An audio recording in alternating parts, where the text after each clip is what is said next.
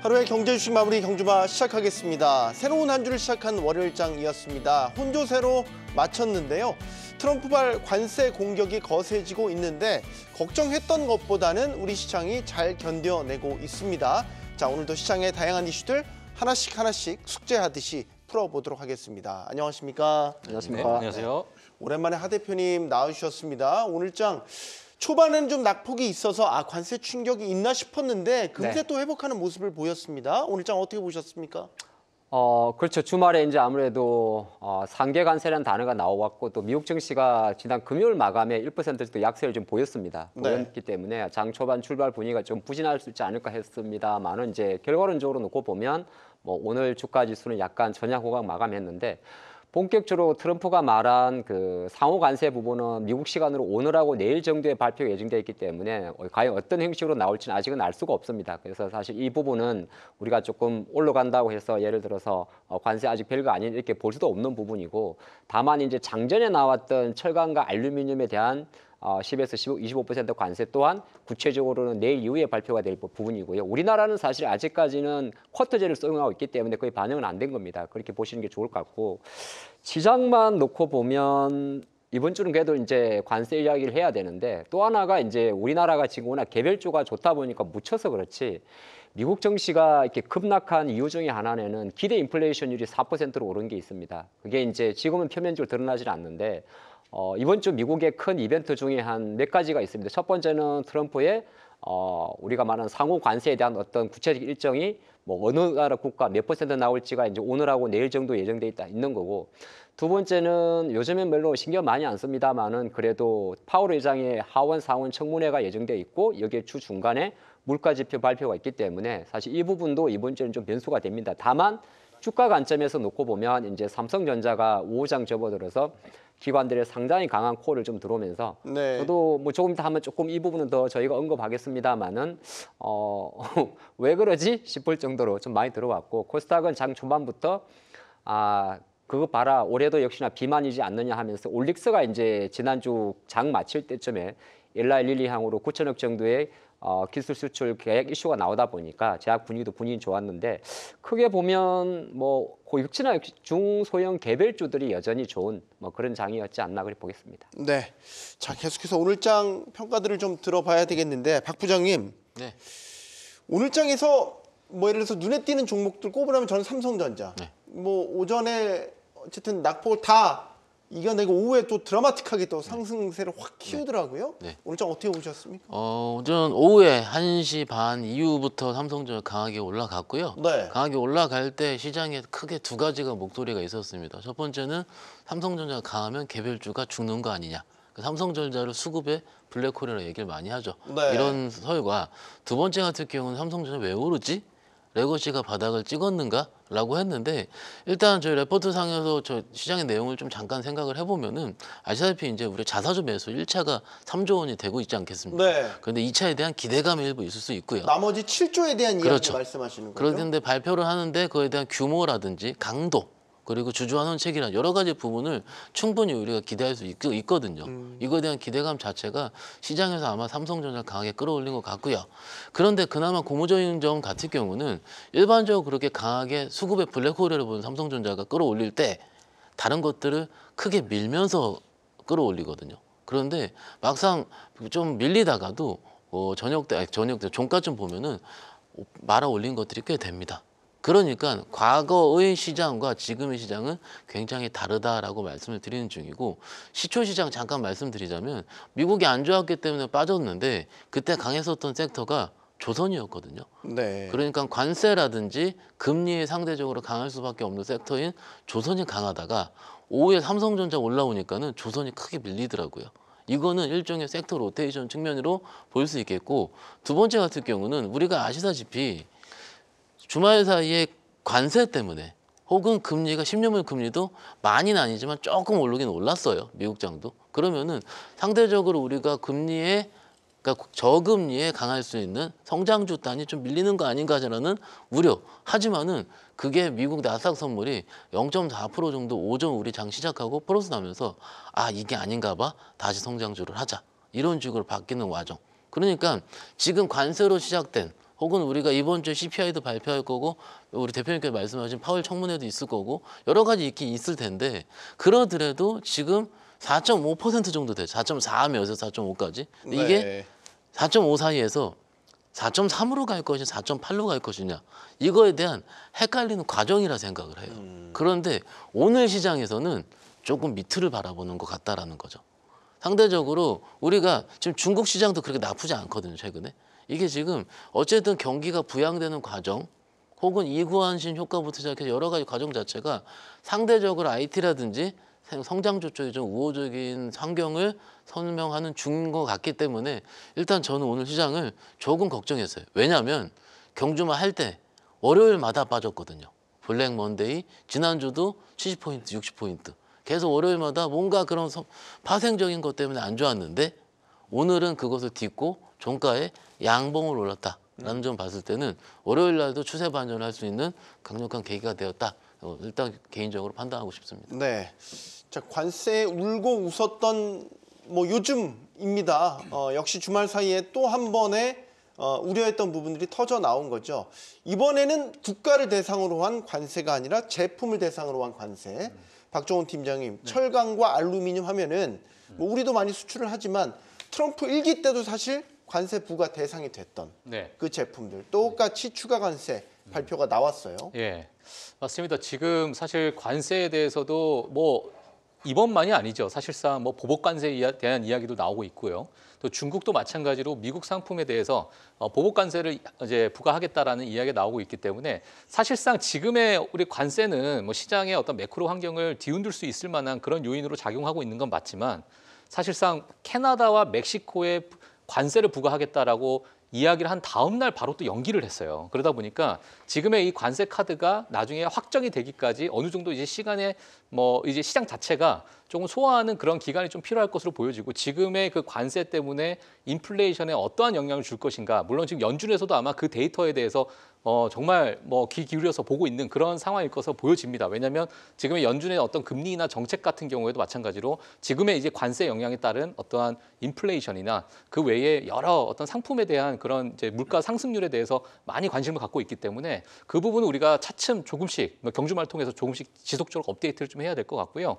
지금의 어떤 미국 시장을 보게 되면 전체적으로 트럼프의 그런 관세 정책에 따라서 시장이 좀 출렁거리고는 있으나 과거 1월 초에 있었던 여러 이제 일론 머스크가 이야기했었던 여러 산업적인 부분 또는 시장에서 기대하고 있는 부분, 특히나 뭐 AI 소프트웨어나 또는 로봇 관련돼서 자율주행에 관련돼서 그리고 최근 들어가지고 의료 AI까지도 최근에 좋은 흐름을 좀 받고 있는 상황이거든요. 그러다 보니까 많은 어떤 종목군에서의 그러한 반등들 그런 부분은 우리가 지속적으로 좀 봐야 된다. 저는 이렇게 좀 보여주고 있고 오히려 트럼프 관세에 따라서 시장이 좀 출렁거리는 것은 오히려 매수의 기회로 우리가 좀 삼아도 되는 그런 방향이 아닐까. 저는 개인적으로 그렇게 보고 있기 때문에 네. 제가 뭐 추가적으로 또 오늘 경주만 통해서 여러 가지 좀 이야기를 해드리도록 하겠습니다. 네. 자, 과거 트럼프 일기 때는 무역 확장법을 근거로 해서 관세를 부과했었고 이제 내일 혹은 내일 모레 정도에 정확히 어디를 대상으로 철강, 알루미늄에 대한 관세가 부과가 되는지 우리는 지금 관세 부과가 안 되죠. 쿼터 제한만 있고. 만약에 여기 포함된다 혹은 포함 안 된다. 두 가지 가정을 놓고 내일 시장 반응을 또 살펴볼 수도 있을 것 같고 어떤 시나리오를 갖고 임해야 되겠습니까? 네, 뭐 철강하고 알루미늄 같은 경우는 사실 트럼프 1기 때 잘 아시겠습니다. 미국 무역 확장법 232조에 의거해서 사실 이제 알루미늄 철강에 10에서 25% 관세를 부과하는 내용이었고 그 내용이 이제 나온 거. 우리나라는 사실 그때 이제 선택을 했죠. 관세보다는 이제 쿼터제를 해가지고 미국에 수출하는 철강, 알루미늄의 수출량을 동결을 해놨습니다. 그런 내용이 좀 있는 거고. 근데 지금 노라 관점에서는 사실 철강과 알루미늄이 핵심이 아니죠. 예, 왜냐하면 주말에 나온 레시프로칼 테리프라는 거는 사실 상호 관세, 호혜 관세의 성격이 있는데 관세를 매기지 않은 상태에 대해서는 우리 표현으로 이제 맞짱을 말하는 거거든요. 네. 이거는 한국만을 말하는 게 아니라 지금 시장에서 타격을 줄 수 있는 나라는 인도라든지 베트남, 브라질, 이렇게 다 포함됩니다. 쉽게 네. 말해서 뭐 EU도 마찬가지인데요. 뭐 자동차를 예를 들면 EU는 미국산 쪽으로 수출에 2.5% 정도 관세를 부과한다고 합니다. 다만 미국은 EU 쪽에 관세가 없는 거고요. 그러면 상호 관세라는 건 뭐냐면 똑같이 한다는 겁니다. 물론 협의 사항은 있어요. 그래서 시장에서는 저는 사실 관세 부분을 간과하면 안 된다 생각을 합니다. 장이야 뭐 어느 정도 수급으로 뭐 개별적으로 움직이겠지만은 전체적으로 항상 시장을 보면 가는 종목만 몇 개 가는 거지 우리가 생각할 때 시장 전체적인 관점에서 뭐 조선이나 이런 조선 빼고 뭐 자동차나 기타는 움직이는 건 아니지 않습니까? 이벤트에서 움직이는 건데 일단 요거는 예측할 수는 없는 부분이고 그래서 물론 또 지난번에 이야기한 대로 멕시코와 트럼프는 30일을 멕시코와 캐나다는 30일을 유예해 둔 거고요. 2월 10일자로 중국은 미국 쪽으로 10%에서 15% 정도의 관세를 부과를 했고 진행되고 있습니다. 물론 네. 이제 크게 영향이 없는 농기계라든지 LNG라든지 일부 품목에 돼 있지만은 그렇게 보셔야 될 것 같고 어쨌든 공언한 것 자체가 원래 트럼프가 미국장 열릴 때쯤에 미국 슈퍼볼 경기 보러 가면서 말했던 내용이거든요. 에어포스 원 타고 안에서 네, 즉석에서 얘기한 거죠. 그렇죠. NFL 이제 관람하러 가면서 이제 이 레시프로컬 테리프라는 단어를 사용을 한 건데 이 상호 관세라는 거는 사실은 해석하기에 따라 조금 달라요. 좋게 해석하게 되면은 협상을 하는 부분이니까 언제든지 바뀔 수도 있고 줄 수도 있는 부분인데 거꾸로 이야기하게 되면 그거를 전부 다 열어놨다는 거거든요. 그래서 일대적으로 요거 가름 같은 경우는 과연 이제 상대 국가를 할 수 있는 EU라든지 아니면 이번에 제가 알기로는 이번 주에 모디 총리도 트럼프를 만난 일정이 잡혀 있습니다. 네, 일본 모디 인도 모디 맞습니다. 총리 말씀하시는 네, 그런 것까지 열려 있기 때문에 한번 이거는 뭐 예단보다는 한번 지켜봐야 될 것 같다는 게 저의 생각입니다. 날짜를 지정을 해서 미국 시간으로 월요일, 화요일이라고 했기 때문에 네. 그걸 좀 지켜보는 게 어떨까 싶습니다. 지금 하 대표님은 철강 알루미늄의 개별 제품에 부과된 이 관세보다는 상호 관세, 그러니까 사실상 모든 제품, 모든 국가가 해당될 수 있는 상호 관세에 대한 디테일한 내용이 어떻게 나오느냐에 따라서 시장 충격이 클 수 있다는 부분을 언급을 해주셨습니다. 박 부장님은 생각 어떠십니까? 동의합니다. 왜냐하면 상호 관세는 그렇게 크게 시장에서 알려지거나 예측을 했던 부분과는 조금 동떨어지고요. 왜냐하면 우리 같은 경우는 지금 지난주부터 멕시코랑 캐나다를 보면서 관세에 대한 부분이 리스크에서 조금 덜 할 수 있겠다라고 우리는 생각을 하고 있는 중에 이런 내용이 나왔다 이거죠. 그런데 조금 일단 내용상으로는 우리가 지켜봐야 되고 시장에서는 비우호적일 수 있다라고 충분히 생각하고 대응을 해야 되는 부분은 맞는데 저는 항상 왜 그러죠? 왜 이렇게 시장이 옳다라는 생각 말씀을 드리고 싶죠. 그럼에도 불구하고 미국 시장은 나스닥 기준으로 지금 선물이 플러스 장중에 나오고 있었던 상황이고 네. 국내 시장도 그렇게 크게 반응을 하지 않았다라는 점이 일단은 뭔가 시장에서는 조금 더 편하게 받아들일 수 있겠다라고 그런 생각을 할 수 있을 것 같아요. 물론 그런 시나리오는 당연히 리스크관리 측면에서 열어놔야 됩니다. 근데 리스크 관리를 할 때 주식을 더 사지 않는 것도 리스크 관리거든요. 네. 그런데 개인적으로 봤을 때 여기서 내가 그런 리스크 그런 중간의 내용을 보고 주식을 팔아야 되겠느냐라고 했을 때는 그것보다는 추가적인 매수에 대한 현금을 좀 남겨놓자는 부분으로 리스크 관리를 할 수 있다 개인적으로 생각하고 있습니다. 우리와 비슷한 처지에 있는 일본이 지난주에 미일 정상회담을 가졌습니다. 이시바 시게루, 네, 지금 자막에도 나오는 거죠. 아부의 예술이라는 자막이 눈에 띄실 것 같은데 정말 뭐라 해야 될까요? 영혼까지 끌어모은 그 정말 아부의 그 어떤 모라일체. 일본식 표현이 지금 일본을 비하하는 게 아닙니다. 여러분 오해 없으시길 바라고. 어쨌든 대단한 아부의 기술을 보여줬다. 그런 가운데 괜찮은 방어를 해냈다라는 긍정적인 회담 결과에 대한 평가가 나오고 있어요. 예, 지금 뭐 아마 시장에서 특히나 주말 사이에 아마 많은 이 뉴스를 많이 접하셨을 걸로 보여지는데 지금 시장에서는 뭐 다양한 평가가 좀 나오고 있습니다. 사실 일본의 겉으로 보여주는 약간의 아부의 예술 뭐 약간이 아니었어요. 예, 어마어마한 신이 지금 트럼프를 살렸다는데 이걸 뭐 약간이라는 게 대놓고 그냥 거의 칭송하는 수준으로 그냥. 예. 자, 그래서 그러한 예술적 경지에 일렀던 그 아부를 지금 시장에서 어떻게 좀 평가하고 있는가를 보게 되면 사실상 월가에서는 일본이 사실상 그렇게 또 잃는 그러한 협상은 아니었다라는 평가가 좀 나오고 있습니다. 여러 가지 방위비 분담에서도 방위비 부담을 조금 더 증액시키겠다. 자, 이런 부분도 사실상 과거에 그 전범 국가의 여러 그 방위비를 증액하는 부분에 있어서 많은 발목이 좀 잡혀 있었거든요. 그러다 보니까 이번에 어떤 명분을 삼아서 방위비를 증액시키고 과거에 보통의 국가로 넘어가는 그런 어떤 명분을 삼는 그러한 전략을 지금 삼고 있지 않느냐 이렇게 좀 이야기가 또 나오고 있는 상황이고요. 자, 그 외에도 LNG 같은 경우에 수입 확대를 하겠다라는 이야기. 자, 그러다 보니까 일본이 전체적으로 1조 달러에 넘는 그러한 어떤 선물 보따리를 이제 아베에게 네. 전달을 해준 거죠. 그래서 지금 뭐 여러 가지 내부적으로 봤을 때는 사실상 이번에 일본과 미국의 정상회담을 좀 보게 되면서 사실상 지금 일본이 미국에 수출하고 수입을 하는 그 액수와 한국이 미국에 수출하고 수입하는 액수가 거의 비슷합니다. 그렇기 네. 때문에 미국의 교육국 쪽을 탑5를 보게 되면 이제 일본이 5위를 기록하고 있는데 바로 6위가 한국이거든요. 예. 근데 액수도 비슷해요. 그렇기 때문에 아마 한국도 일본이 지금 택한 여러 가지 어떤 시나리오나 여러 이제 협상의 카드를 많이 활용할 가능성이 좀 크다. 왜냐하면 지금 트럼프 자체가 봤을 때는 너가 우리 편이니 너가 다 남의 편이니 이게 지금 먼저 중요한 거거든요, 사실상. 자, 그러다 보니까 물론 지금의 그 뭐 국내에 여러 가지 정치적인 불확실성이 좀 있는 상황이긴 하지만 지금 일본의 어떠한 그 방향성을 다른 아시아 국가들이 조금 가져갈 그런 가능성이 좀 크다. 저는 이렇게 보고 있고요. 네. 예, 지금의 뭐 한국도 앞으로 이러한 뉴스들이 좀 나올 것으로 좀 예상하고 있습니다. 저희가 이제 아부라는 좀 어떻게 보면 부정적인 용어로 표현을 했지만 뭐 국가 대 국가로서 국가를 살리기 위해서 정말 필요하면 뭐 아부도 할 수 있는 거죠.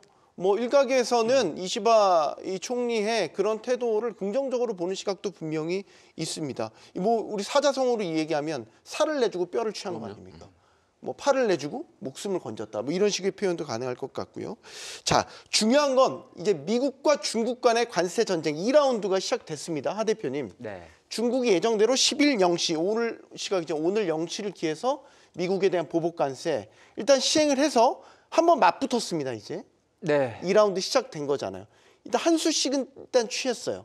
이제 그 다음 스텝이 뭐냐 여기에 따라서 상당히 또 시장이 움직일 수도 있을 것 같은데 어떻게 전망하십니까?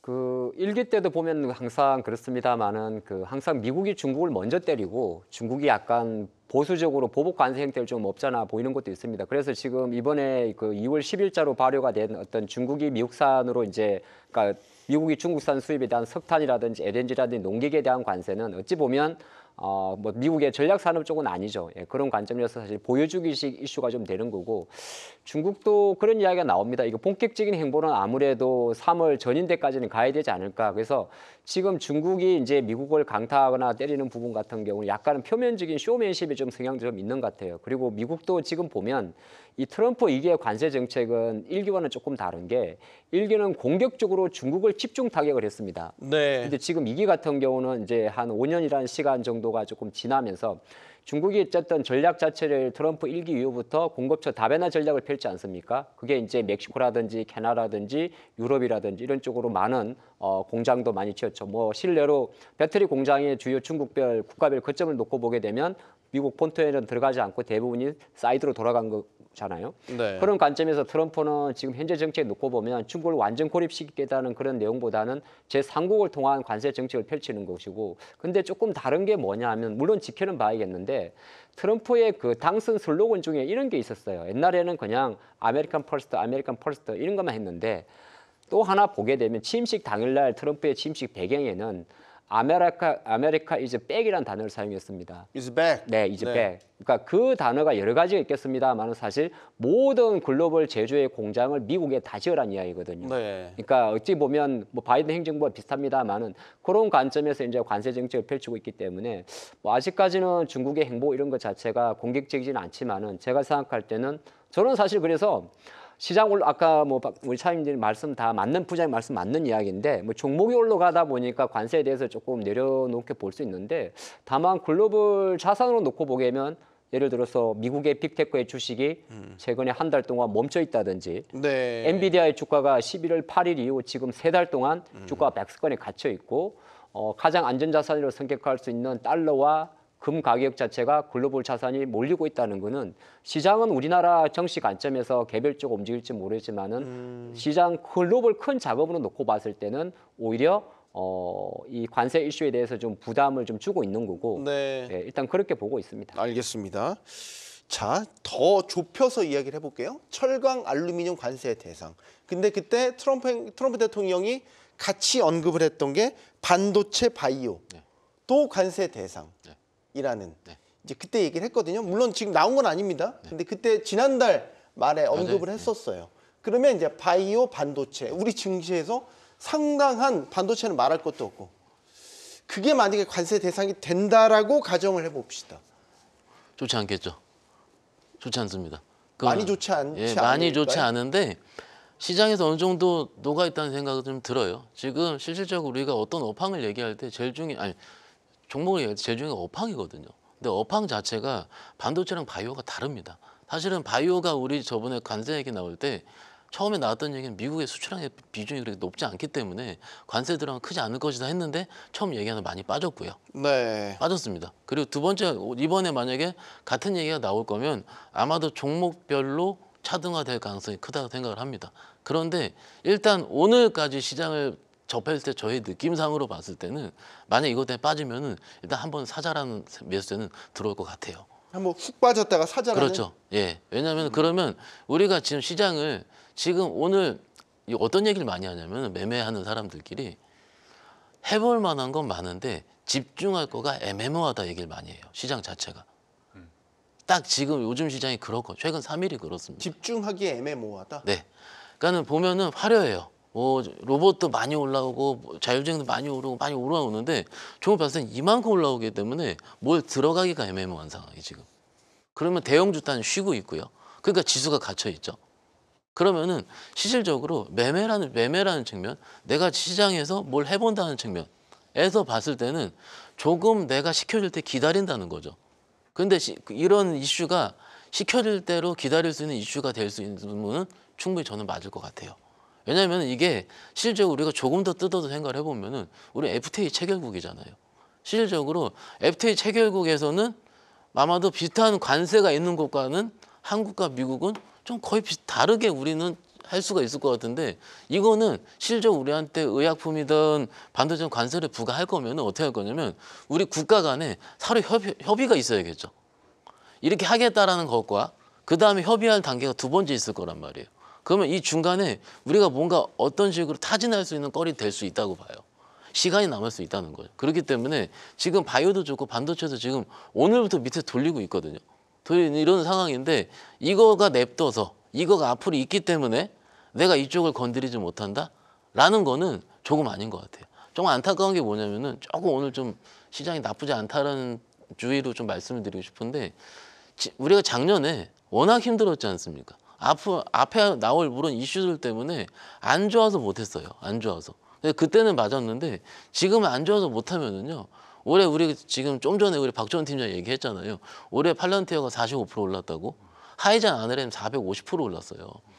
타이밍 놓친다 이거예요? 예. 머뭇대다가? 예. 머뭇대다 아무것도 못해요. 그러면 우리 3년 동안 아무것도 못해서 욕만 했지 않습니까? 국내 주식에서. 그런데 적어도 이런 이슈 있을 때 FTA 체결 국가이기 때문에 적어도 우리가 한번 뭔가 좀 차단막은 한 번 있으니까. 트라이 할 수 있는 이 트라이 할 때 우리가 좀 더 다른 매매를 통해서 뭘 할 수 있다는 거죠, 결과를. 근데 진득해서 아예 하지 말아야 된다? 이런 거는요. 저는 가뜩이나 지금 현금도 없고 어려워 죽겠는데 지금은 뭘 해가지고 조금 더 우리가 활용을 해야죠. 저는 그렇게 생각하고 있습니다. 이거는 하 대표님께 추가 의견을 좀 구하고 싶은데 네. 반도체 바이오가 관세 대상이 되더라도 지금 요지는 제 이야기는 그거예요. 어쨌든 기회가 될 수 있다라는 거예요. 빠졌을 때는 빠졌을 예. 때 기회가 되고 있고 될 수 있고 머뭇거리면 타이밍 놓친다. 이제 이거는 그 실물과 주식과의 괴리입니다. 뭐 예를 들어서 관세 네. 이슈가 나오면 현대차라든지 LG전자라든지 삼성전자라든지 이런 기업들의 실적 가전이나 자동차에서의 실적은 좀 부진하겠죠. 예를 들어서 뭐 주가도 좀 부진할 것이고 철강도 마찬가지고.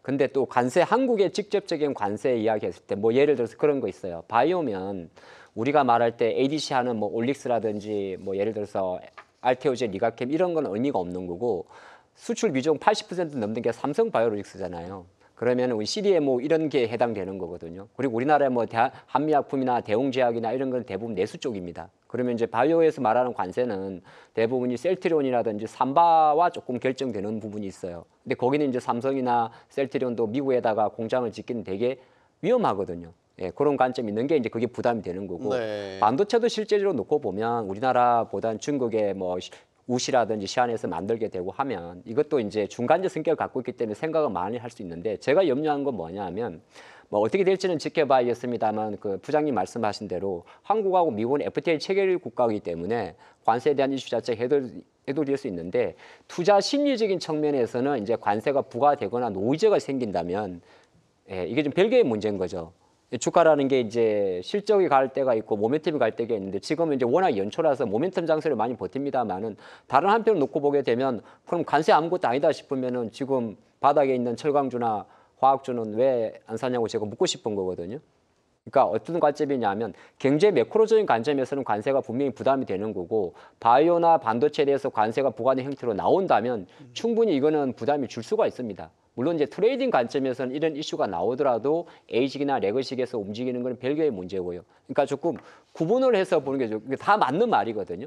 그러니까 저는 이제 크게 길게 보면 관세 부계라는 거는 경제 성장률을 하향을 시키는 이슈가 있기 때문에 외국 자본의 큰 자금이 들어올 때까지는 시간이 걸릴 것 같다. 그래서 오늘 아까 삼성전자 이야기인데 삼성전자가 기관이 뭐 3일 동안 500만 주 매수해서 주가가 한 4, 5% 올라도 그거는 단기 트레이딩의 영역이지 자신 있게 삼성전자는 상반기에 주가 저점을 찍었다 누가 말할 수 있겠어요. 네, 그에 대한 이야기가 될 것 같습니다. 네.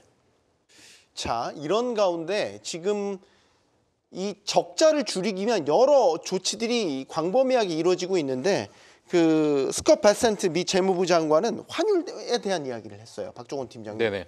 우리는 환율 조작국은 아닙니다. 그러나 그 감시국은 지금 거기에 포함은 돼 있죠. 이 얘기가 의미하는 건 뭐냐 하면 미국이 너희들 나라와 교역을 했었을 때 적자 자꾸 보니까 너네들 자꾸 니네 예를 들면 우리나라 따지면 원화같이 떨어뜨려서 수출 유리하게 만들어 우리 적자 줄 거야?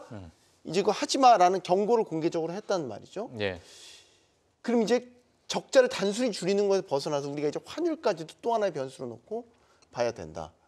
그게 이제 지난 트럼프 1기 행정부를 보게 되면 당시에도 마찬가지로 어떤 환율에 대해서 이제 중국 같은 경우에 사실 이제 환율 조작국으로 이제 선정을 하는 그러한 일이 있었고 우리나라 같은 경우에도 마찬가지로 환율 관찰국으로 이제 미국에서 선정을 하다 보니까 그때 당시에 약간의 좀 출렁임이 많이 있었잖아요. 네. 그러다 보니까 지금의 약간의 투트랙 전략으로 지금의 관세를 무효화시키는 여러 전략적인 부분을 이미 1기에서 경험을 했던 미국이기 때문에 네. 예, 지금의 어떤 다양한 방도에 의해서 지금 그 부분을 막고자 하는 그런 의지라고 좀 개인적으로 좀 보여지고 있고요. 네. 사실상 뭐 최근에도 마찬가지로 환율 위안화도 마찬가지로 오르고 있는 상황이고 뭐 우리나라 환율 자체도 마찬가지로 뭐 1,450원, 1,460원대를 왔다 갔다 하고 있는 상황이다 보니까 미국 입장에서는 지금의 여러 가지 관세 강력한 이 드라이브를 걸고 있는 이런 상황에서의 그 환율을 볼 수밖에 없는 또는 환율에 개입을 하는 정황이 보이는지 또는 의심이 되는지 볼 수밖에 없는 그러한 역할을 좀 보여주고 있는 것 같습니다. 네. 그러다 보니까 결국에는 이 관세에 관련된 핵심적인 내용으로서 어느 정도의 협상 타결을 가져가느냐 이게 아마 그냥 시장에서는 가장 핵심적인 포인트로 잡을 수밖에 없을 것 같습니다. 네. 예. 이 시장에서는 그런 게 있잖아요. 그러니까 중국 같은 경우는 미국과의 무역 전쟁을 대비해서 위안화를 일부러 약세로 지금 떨어뜨리고 있다. 이런 거 하지 말라는 얘기잖아요.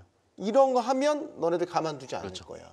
네. 이거는 이제 같은 아시아권인 뭐 우리한테도 다 포함이 되는 얘기가 되겠죠. 환율 관찰국 지정도 우리한테도 이슈가 나올 때마다 1년에 2번씩 나오는 문제이긴 하잖아요. 네. 그래서 뭐 환율 문제는 저희 주식장 입장에서는 항상 좀 아쉽습니다. 아쉬운 거고 우리가 컨트롤할 수 있는 부분이 좀 아니기 때문에 일단 그렇고요.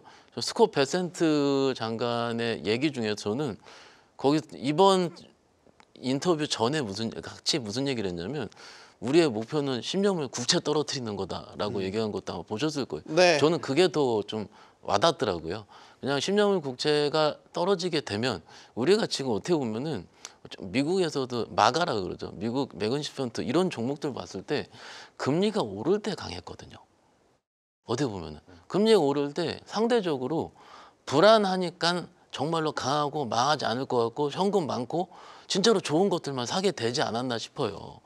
그런데 저희가 한 3주 전쯤에도 지수 많이 빠지고 그럴 때 그때 10년물 국채가 4.8이었어요. 4.8일 때 우리 바이오 얘기한 거 기억하시나요? 우리 시청자분들 기억하실 텐데 그때 제가 뭐 어떻게 말씀드리냐면 4.8에도 알테오젠 이만큼이라 말씀드렸습니다. 그죠? 그러면은 그때가 4.8이 고점일 4.9가 고점일지 모르겠어요. 그렇지만 지금 입장에서 4.5 왔다 갔다 하는 입장에서 봤을 때 어쨌든 미국의 100센트의 목표 같을 경우는 어쨌든 중국과의 무역 마찰, 무역 적자를 줄이는 거긴 하지만 그에 대한 일환으로 금리를 좀 떨어뜨리고 환율에 대한 부분을 좀 어느 정도는 그들 우호적으로 바꿀 수 있게 노력하는 와중이잖아요. 그에 대한 낙수 효과가 저는 국내 성장주 쪽으로 돌아올 수 있다라고 보고 있습니다. 국내 성장주. 예. 이게 금리가 떨어지니까. 어떻게 보느냐에 따라서 다릅니다. 어쨌든 금리를 낮추려고 하는 거잖아요. 예. 어찌 됐든. 결국 이 얘기는 미국의 지금 정책적 방향이 우리한테는 손해 볼 건 없는 그러니까 일부 대형주 단에서 자동차라든지 성장주. 철강주라든지. 금리 떨어졌을 때 주목받을 수 있는. 근데 우리 개인 투자자분이 좋아했었던 그런 주식들 입장에서는 그렇게 나빠 보이지 않습니다. 일기 한번 기억해 보세요. 일기 때요. 주식 하시는 분들 그렇게 나빴다고 처음에만 어려워했지 나쁘다고 얘기 안 했습니다. 제가 여기서 조금만 네. 더 첨언을 좀 드리면 네. 사실 지금 미국 시장도 지금 박 부장님께서 말씀하신 비슷한 지금 궤로 좀 흘러가고 있는 건 맞아요. 왜냐하면 지금 2025년이 들어가지고 지금 뭐 1월 달이 지났죠. 지금의 미국의 실적 발표 시즌이긴 하지만은 지금 상황에서 지금 뭐 지수의 어떤 흐름을 좀 보게 되면 사실상 중소형 성장주들이 S&P 500이나 나스닥을 더 압도적으로 아웃퍼폼을 하고 있는 상황입니다. 그래서 지금 러셀 2000 지수 같은 경우에도 오히려 지금 4%, 5%대의 상승률을 보이고 있는 반면에 S&P 500은 2%대의 상승률을 좀 보이고 있는 상황이거든요. 네. 그러다 보니까 지금의 중소형 기술, 특히나 금리 인하기에 금리 인상기에 정말 때려 맞았던 여러 이제 성장주들이 최근에 다시 좀 올라오다 보니까 지수적으로는 약간의 좀 아웃퍼폼을 하고 있는 그런 시장 분위기는 있다. 이 부분도 제가 좀 말씀드리고 싶습니다. 네. 하 대표님. 네. 환율이 떨어진다. 혹은 미 국채 10년물 기준으로 만약에 이제 미국의 정책적 방향대로 뭐 지금 4.5 정도, 4.49 정도 되는데 10년물이 4% 초반대 혹은 더 옛날처럼 3%대로 떨어진다. 그러면 우리 시장에는 어떤 변화가 일어날 수 있을까요? 저는 늘 그 생각을 하는데 왜 그러면 베센트 장관이나 트럼프는 국채금리 하락에 베팅을 할까 생각을 해보거든요. 네. 그러니까 국채금리가 하락을 한다는 건 다른 한편으로는 뭐 국채 가격이 오르는 효과가 있을 거고 미국은 지금 막대한 재정적자나 정책 부양을 위해서는 상당 규모의 국채 발행을 해야 됩니다. 국채 발행을 하기 위해서는 국채금리가 높은 것보다는 낮은 게 좋은 효과가 있는 거고 또 네. 하나가 트럼프도 이제 다른 생각을 하면 위대한 미국을 만들기 위해서 이제 관세 정책을 통해서 치울수 재편을 하게 되는데 관세 정책을 하게 되면 어떤 효과가 나오냐면 실제로 미국 경제가 오히려 침체되는 효과를 가져갈 수밖에 없습니다. 왜냐하면 소비자의 구매력이 실질적으로 내려가는 효과가 있으니까 그렇게 네. 됐을 경우에는 다시 인플레이션을 유발하니까 가장 영리하게 인플레이션을 최대한 잡으면서 국채 금리를 내리라는 그러니까 간접적인 프레스를 파월한테도 주고 있는 거죠. 그런 상태에 있으면서 유일하게 어떤 정책을 펴냐면 아마 트럼프는 의도적으로 중국이나 한국이나 다른 여타 국가들이 환율에 대한 조작을 못하게 작업을 하고 있습니다. 그건 뭐냐면 환율 관찰 대상국은 우리 한국의 원화만 해당되는 게 아니라 중국의 위안화, 일본의 엔화 전부 다 해당됩니다. 거의 달러 빼고는 대부분이요.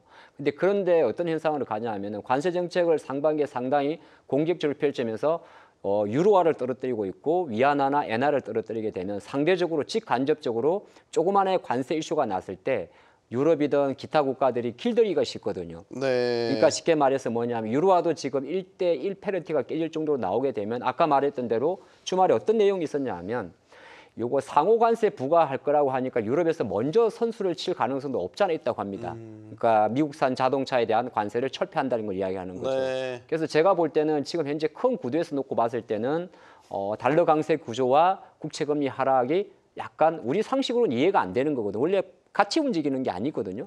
근데 지금은 정책적 자체가 보면 달러는 강세로 몰고 있고 국채 금리는 약세로 몰고 있으니까 가만 생각하게 되면 미국의 테크주들은 갈 데가 없는 거예요. 잠깐 멈춰 있는 거고 그 네. 효과 때문에 아까 말씀하신 대로 중소형 러셀 2000 종목이 강하니까 그걸 한국 정시로 그대로 가져오면 한국의 대형주는 안 움직이는데 개별주가 계속 움직이는 거죠. 네. 이렇게 한번 시장을 정리해서 보면 어떨까 싶습니다. 네. 자, 관세 참 말이 많고 탈도 많고 한데 이 관세 무풍지대가 어디일까? 이런 얘기 저희 가끔 요즘 했거든요. 하다 말고 해서 오늘 이 얘기 좀 제대로 해보려고. 엔터주 박 부장님 엔터주. 오늘, 엔터주가 예. 관세 무풍지대입니까? 관세 무풍지대는 맞겠죠. 맞겠는데 주식시장에서는 지지나니까 왜 이렇게 안 갔지? 네. 조선주는 그렇게 잘 가고 있었는데 하다가 4분기 실적이 발표하는 시즌이기도 했고요. 모든 산업이든 뭔가 하나의 트리거가 필요하긴 하거든요. 조선 같은 경우는 트럼프의 말, 한국에서 충분히 협력을 해야 된다. 당선하자마자 이런 것들 때문에 조선주가 스타트하는 효과를 나눴고요. 제가 오늘 아침에 봤을 때 오늘의 이유는 주말 사실 7일로 기억을 하는데 우원식 국회의장과 네. 김진 주석이 만났어요. 만났습니다. 직접적으로 한한령 해제를 건의를 했고요. 시 주석이 굉장히 뭐라 그럴까요? 우호적으로 얘기를 했다라는 부분이죠. 지금까지 우리가 저도 엔터주를 굉장히 좋아합니다. 안 좋아하시는 분은 없을 거예요. 좋다가 안 좋았던 가장 큰 이유는 아티스트들의 일탈이지 않습니까? 사람 때문에 힘들어요. 그러다가 일단 그런 리스크들이 작년에 조금씩 걷어들면서 올해의 가장 큰 화두, 엔터주의 화두는요. 2024년도 대비해서 25년도는 증익 모멘텀입니다. 이익이 늘어날 수 있다. 그러니 BTS가 돌아오게 되고요. 그리고 뭐 콘서트를 하게 되고요. 그런데 거기 증익 모멘텀이 하나가 중국이 붙은 거죠. 우리 몇 년 동안 엔터주를 매매하면서 처음 엔터주 시작할 때 우리 시청분들 기억하실 거예요. 가장 큰 리스크는 아티스트가 아니었고요. 그때는 중국이었습니다. 처음에 한 7, 8년 전에 엔터주 시작할 때요. 네. 근데 지금 같은 경우는 엔터 회사들이 중국 익스포저가 거의 줄어들었지 않습니까? 물론 조금은 있긴 있지만 그래서 이런 부분을 조금 지금 시장에서는 트리거를 생각한다. 시장이 얼마나 빠르냐면요. 주말에 그런 뉴스가 나오니까는 그 중국 익스포저가 작거나 크거나 무슨 얘기냐면 자료가 어떻게 되냐면은 공고 있잖아요. 공고를 했던 거에서 아티스트별로 공고 비율이 어떤지로 바로 레이팅이 나오더라고요.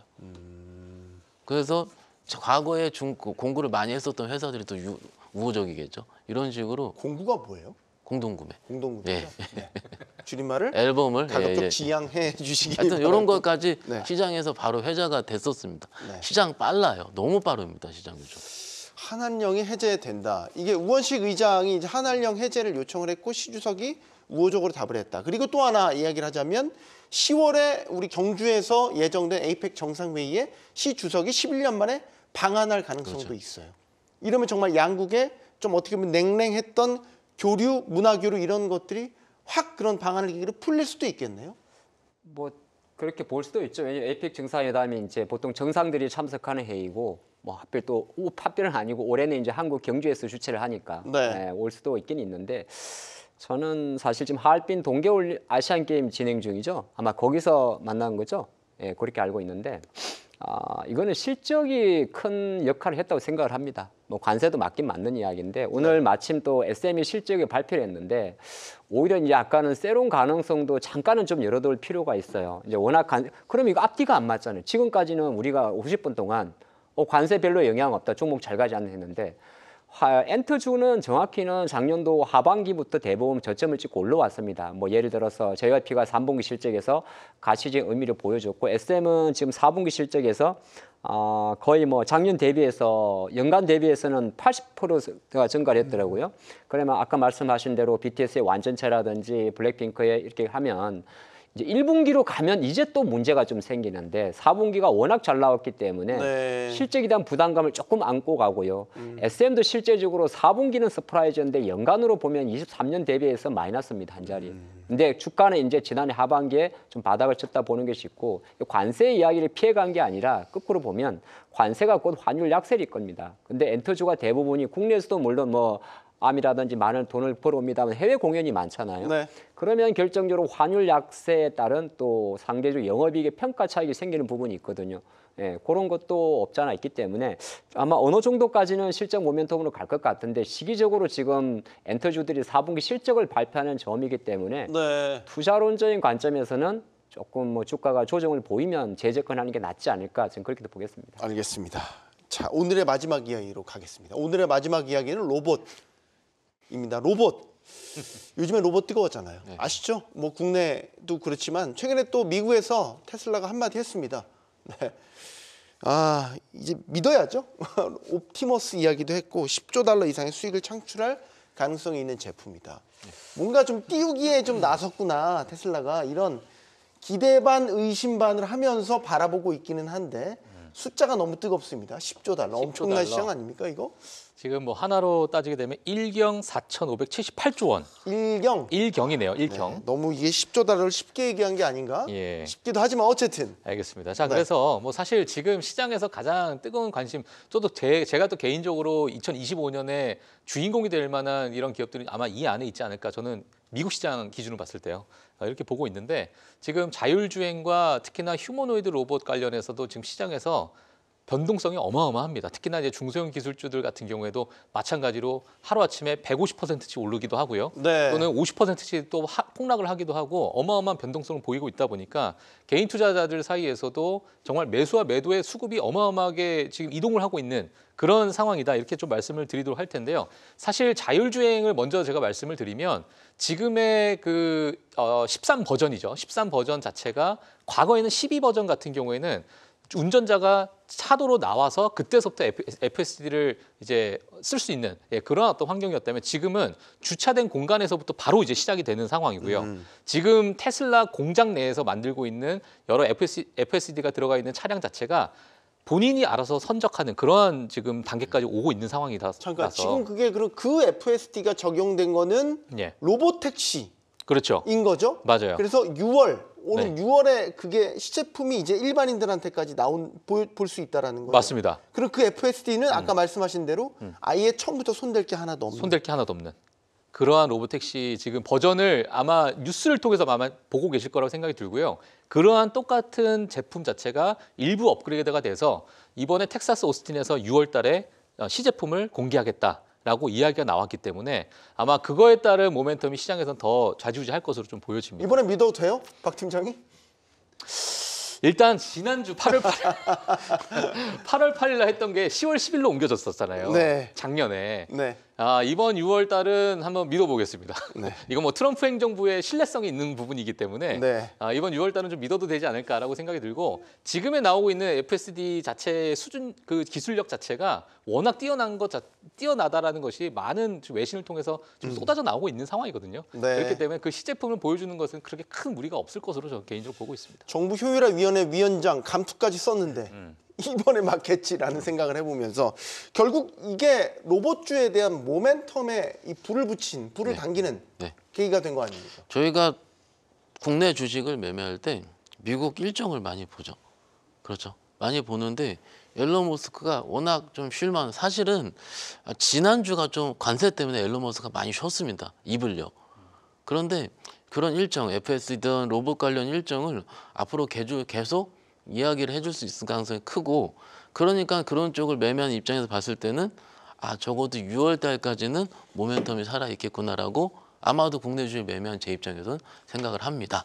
그런데 저희가 그 종목 단위로 봤을 때는 아까 하이젠 RNM이 올해 450% 올랐다고 말씀드렸거든요. 많이 오른 종목들이 많이 있습니다. 그리고 상대적으로 안 오른 종목이 있었고요. 오늘이랑 최근 보면은 대기업 관련주, 그 전에는 우리가 액추에이터, 로봇에 들어간 액추에이터 관련주가 많이 올랐고 그 이후에는 SK든 LG든 대기업 관련주 혹은 중간에 테슬라가 스쳤거나 이런 종목들이 오르고 있습니다. 그런데 그런 종목들의 결은요. 아시다시피 다 그렇게 크게 뭔가 밸류를 하기 어려운 겁니다. 그러면은 그 안에서 우리가 매매를 할 때는 약간은 조금 테크닉 지원이 되셔야 될 것 같습니다. 내가 얼만큼 5일선에 닿을 때 혹은 다른 종목이 같이 쉬고 있을 때 이 종목이 그때 제일 강했었으니까 나 강한 걸 픽을 해야지. 혹은 여기서 뭐 3% 정도 빠지면 5% 정도 빠지면 내가 손절을 해야지. 혹은 여기서 올라가면 익절을 해야지. 약간의 이런 식의 개별적인 아마 테크닉적인 모멘텀이 혹은 나만의 소신이 필요할 거라 생각을 합니다. 물론 좋습니다. 굉장히 좋고요. 앞으로 될 가능성이 크지만은 국내 쪽은 그렇고요. 사실은 근데 미국 쪽 로봇주들도 올라가는 보면은 우리 쪽처럼 변동성 크게 움직이더라고요. 그러니까 막상 우리가 이런 정말로 좋고 큰 모멘텀을 봤을 때 차라리 테슬라를 사야 되는 것처럼. 그 테슬라는 지금 전혀 좋지 않지 않습니까? 그러면 지금은 테슬라, 앨런 머스크가 만들어준 그 큰 테마 혹은 이것을 트렌드를 할 수 있습니다. 이 트렌드를 가지고 우리가 좀 매매 플레이를 해보는 것도 답이 될 수 있다고 생각하고 있습니다. 다양한 전략이 네, 로봇 섹터에 대한 투자에 임하는데 선택의 문제일 수도 있고 네. 이게 이제 옵션 사용을 어떻게 하느냐에 따라 수익률이 달라질 수 있겠다라는 생각이 듭니다. 개인적으로 추천은 최근에 가장 강했던 것들이 있지 않습니까? 강했던 것들이 한 방에 끝나지는 않을 것 같거든요. 그러면은 그것들이 좀 쉴 때 조금씩 사는 게 우리 개인 투자자분들 입장에서는 가장 낫다고 생각하고 있습니다. 하 대표님 말씀 듣겠습니다. 네. 로봇주, 저희 로봇 섹터 이제 로봇의 시대다. 우린 로봇이 다음 모멘텀에 불을 당길 것이다. 뭐 너무 과했습니다. 죄송합니다. 네. 그 휴머노이드 로봇에 이제 불을 완전 지핀 거죠.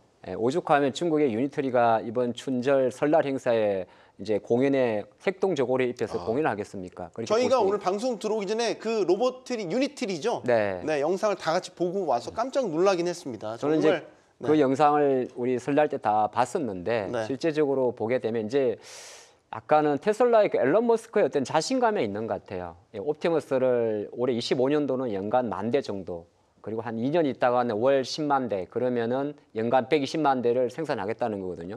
아직 이제 옵티머스의 어떤 완성도는 우리가 지켜봐야 됩니다. 근데 워낙 이제 보스턴 다이내믹스의 아틀라스 2.0이라든지 기타 오픈 AI 피규어라든지 생츄리라든지 이런 유니트리 이런 로봇들이 흐름 자체가 워낙 속도가 빨라지니까 이제 시장에서는 이 로봇들이 이제 BMW 뭐 제조 공정이라든지 테슬라 공장에 들어간다는 거잖아요. 그러니까 테슬라의 미래에 만약에 다시 $500 이상의 주가를 보는 투자가들은 아마 사이버캣과 로봇택시, 그러니까 로봇택시 플러스 로봇을 보는 그림이거든요. 근데 아직은 좀 우리가 눈으로 확인해야 될 거는 많고, 한국에서는 유독 사실 이게 약간 테마성으로 많이 들어와 있는 게 제가 볼 때는 아직은 테마 같아요. 그러니까 테마니까 이렇게 많이 올랐겠죠. 그 말씀을 드리고 싶어요.